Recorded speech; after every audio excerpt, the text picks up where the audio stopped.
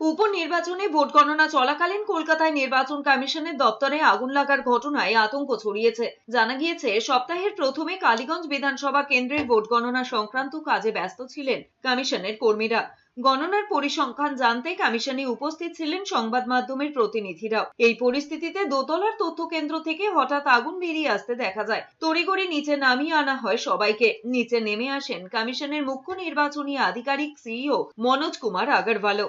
দ্রুত খালি করে দেওয়া হয় গোটা দপ্তর। আতঙ্কিত হয়ে পড়েন অনেকেই। প্রাথমিকভাবে জানা গিয়েছে, রাজ্যের মুখ্য নির্বাচনী আধিকারিকের অফিসের দোতলায় ডেটা সেন্টার তথ্য কেন্দ্রে আগুন লাগে।